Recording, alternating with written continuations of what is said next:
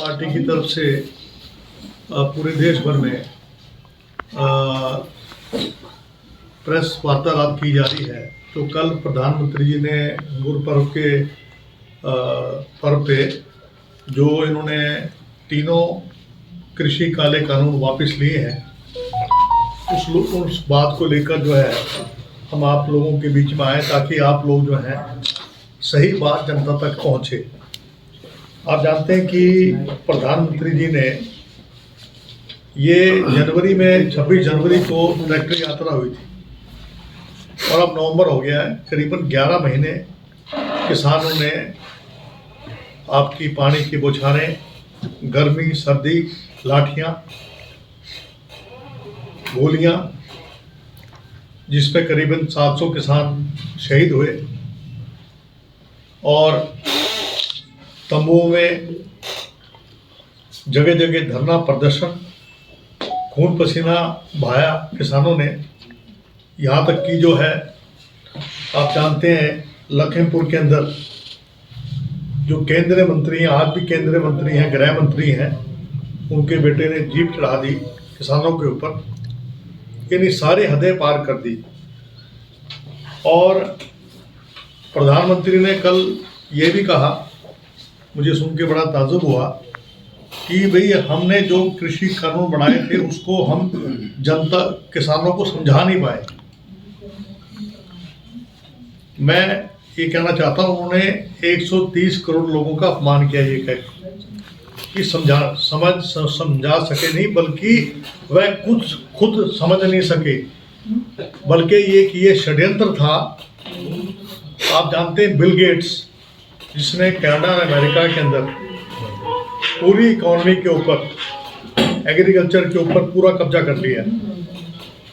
और जो पंजाब से ये शुरू क्यों हुआ, क्योंकि जो लोग कनाडा अमेरिका में लोग रहते हैं उनको मालूम है कि किस तरीके से ये जो कॉन्ट्रैक्ट फार्मिंग है और जो ये जिस तरीके से ये पूंजीपतियों के हवाले करने का मामला था, यानी कि दो मार्केट करने का मकसद क्या था, एपीएमसी एक्ट समाप्त करने का मकसद क्या था।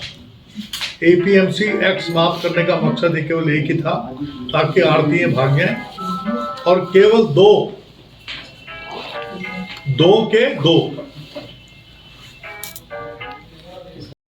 अडानी और अंबानी, अमित शाह और मोदी जी, इनके दो व्यक्ति रहे पूरे देश भर में।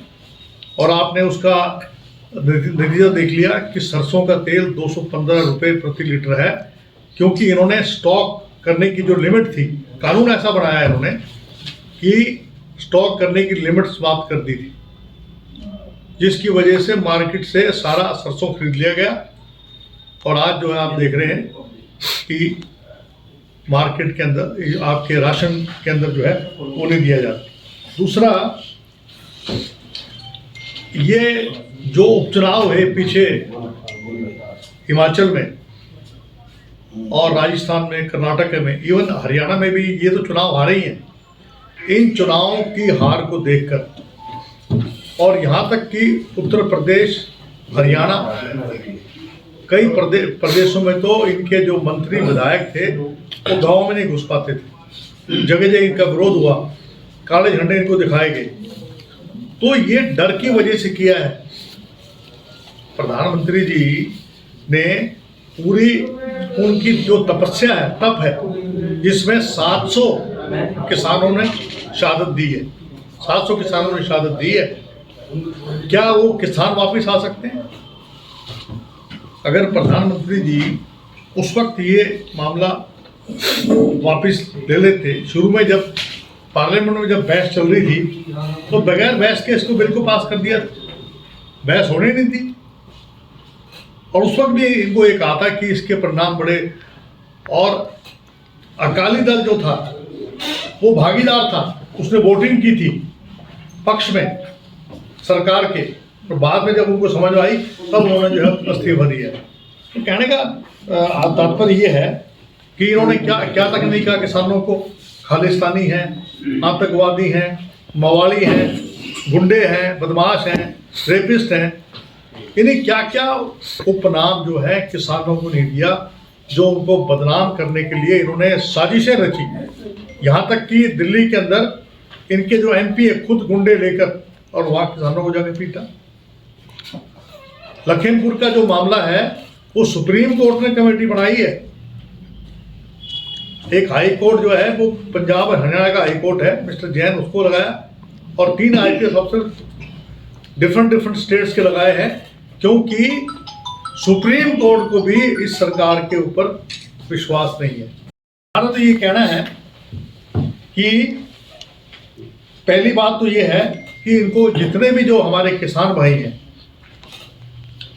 जिनके संघर्ष और बलिदान की वजह से ये बिल वापस हुआ है, जितने भी केस इन्होंने किसानों को थोपे हैं उन केसों को वापस लें।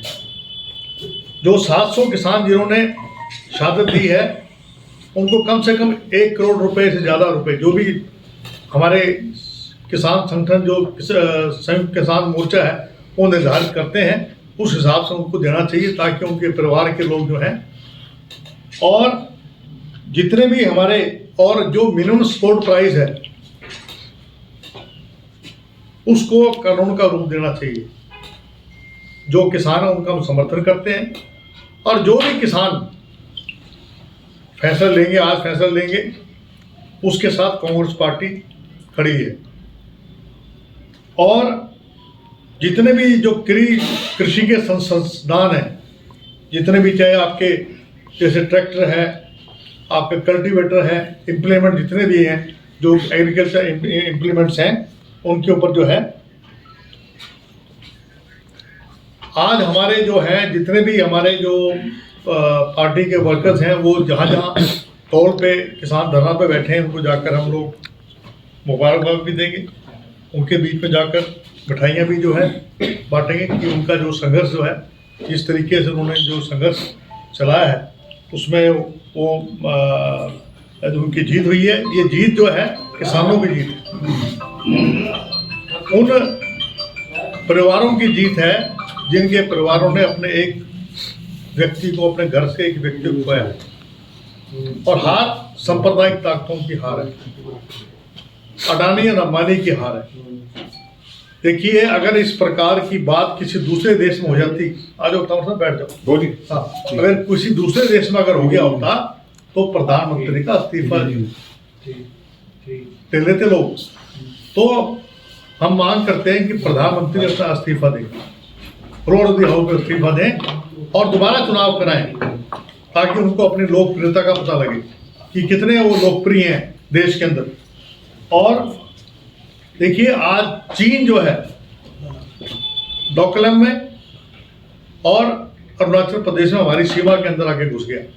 महंगाई है, बेरोजगारी है, भ्रष्टाचार, अभी आपने देखा होगा हरियाणा में अभी लाख रुपए में HCS अफसर के जो है पेपर लीक किए जा रहे हैं। क्या यानी कानून व्यवस्था खराब है, महिलाएं सुरक्षित नहीं है, और किसानों के साथ जो जाति हुई है उसके बारे में मैं यही कहना चाहूँगा कि प्रधानमंत्री को इस्तीफा देना चाहिए, और जो उन्होंने आरोप लगाए थे उनके ऊपर माफ़ी मांगे किसानों से, इनके मंत्री, विधायक, और ख़ास तौर से जो गोदी मीडिया है, जिन लोगों ने ये प्रचार किया कि भाई ये जो बिल बहुत बढ़िया है, आज वो इस बात का चिंतन करें, इस बात का ये बताएं कि वो क्यों इस सरकार की जो है प्रचार में लगे हुए थे, प्रसार प्रचार में लगे हुए थे। चंद लोग जो लगे हुए थे कि भाई ये कानून वो जो है वो किसानों की बेहतरी के लिए है। क्या स्टॉक हटाकर, क्या उससे ब्लैक होल्डिंग नहीं होती? क्या कॉन्ट्रैक्ट फार्मिंग में क्या न्यायालय से दूर रखकर क्या ये गलत बात नहीं थी? क्या मिनिमम सपोर्ट बोनस नहीं दिया? बोनस दिया केवल 600 रुपये, और मिनिमम सपोर्ट प्राइस पे बाजरा नहीं दिया गया। ये सब असर था इनका।